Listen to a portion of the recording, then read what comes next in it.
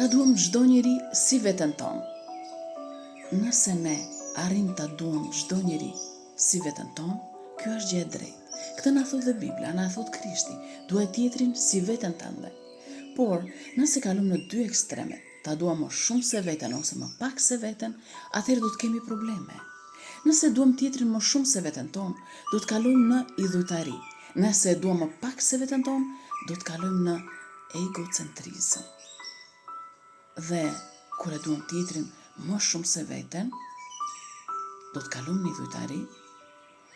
Dhe kjo nuk është gjë e pëlqyeshme para Perëndis, sepse porosia e Zotit është mos bëni idhull në këtë botë. Pra, nuk do të duam asnjëri qoftë ky babai ynë, nëna jon, burri ynë, gruaja jon, fëmia ynë, shoku ynë, shoqja jon, ati shpirtëror, një psikolog, një doktor, një aktor filmi, një këngëtar e të tjerë, nuk do të kalojmë në idhujtari, në dashuri që përmban brenda idhujtari. Vetëm Zotin dua të duam me gjithë mendjen tonë, me gjithë qenien tonë, me gjithë shpirtin tonë. Kurse çdo njeri duhet ta duam si veten tonë. Dhe kur themi si veten tonë, kush është i afërmi ynë? Ta duam të afërmin tonë. Shën Nikolla Kavasila na thotë që i afërmi ynë së pari është vetja jonë. Sepse më afër nga të gjithë njerëzit së pari kemi veten tonë. Unë që po flas tani, së pari kam veten time, duart e mia, trupin tim, mendjen time, gjithë qenien time.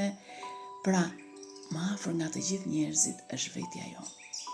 Ta duam së pari veten tonë në mënyrë të drejtë, jo egoiste, jo idhujtare, dhe pastaj le ta duam çdo njeri si veten tonë.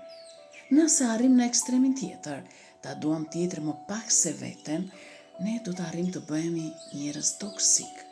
Do me thënë, mund t'i them një fjalë, ta ofendojmë, ta përgojojmë, mund t'i bëjmë keq pa problem fare, kalojmë në indiferentizëm, kur ka një problem, ne nuk duam ta dëgjojmë fare problemin e tij, nuk na intereson fare personi i tjetrit.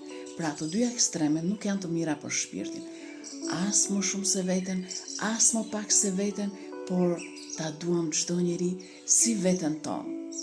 Kjo është rruga e mesme, kjo është rruga mbretërore. Dy ekstremet janë të dëmshme për shpirtin tonë. Nëse duam shumë se veten, do të kalojmë në zhgënjim të madh.